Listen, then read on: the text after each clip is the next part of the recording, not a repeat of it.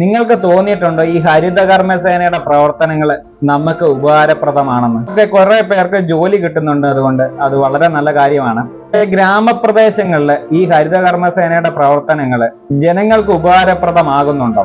പഞ്ചായത്തിലാണെങ്കിൽ 50 രൂപയും മുനിസിപ്പാലിറ്റിയിൽ 70 രൂപയും കോർപ്പറേഷനിൽ 100 രൂപയാണ് അവരുടെ ഫീസ്. ഇനി മുതൽ നമ്മൾ കൊടുക്കുന്ന വേസ്റ്റിന്റെ തോതനുസരിച്ച് അവർക്ക് നിരക്ക് കൂട്ടാം. അങ്ങനെ ഒരു നിയമം ഗവൺമെന്റ് പാസ്സാക്കിയിരിക്കുകയാണ്. എന്റെ നാട്ടിൽ ഈ ഹരിതകർമ്മസേന വരുമ്പോൾ അവർ ഈ ആകെ കൊണ്ടുപോകുന്നത് പ്ലാസ്റ്റിക് മാത്രമാണ്.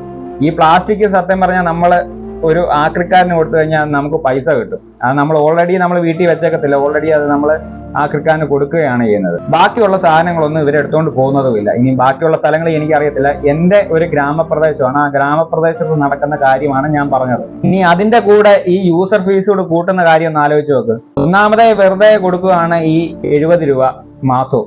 ഇതിന്റെ കൂടെ ഇനി അവർക്ക് തോന്നുവാണെങ്കിൽ യൂസർ ഫീസ് കൂട്ടുന്ന കാര്യം കൂടെ ഒന്ന് ആലോചിച്ച് നോക്ക്. സിറ്റികളിലാണെങ്കിൽ ഈ സംവിധാനം ഓക്കെ, നമുക്ക് നല്ലതാണെന്ന് പറയാം, കാരണം വേസ്റ്റ് കൊണ്ട് കളയാൻ സ്ഥലമില്ല. പക്ഷെ ഗ്രാമങ്ങളിൽ ഇഷ്ടംപോലെ സൗകര്യങ്ങളുണ്ട് വേസ്റ്റ് കൊണ്ട് കളയാൻ. പിന്നെ എന്തിനാണ് ഈ നിർബന്ധിച്ച് ഈ ഫീസ് ഇങ്ങനെ വാങ്ങിക്കുന്നത്? അഥവാ നമ്മൾ ഫീസ് കൊടുത്തില്ലെങ്കിൽ വീട്ടുകരം വസ്തുക്കരം ഇതിലെങ്ങാണ് ഉൾപ്പെടുത്തിയിട്ട് പിഴ ചേർത്തിട്ട് ഈ പൈസ വാങ്ങിക്കാനാണ് ഗവൺമെന്റ് ഓർഡർ.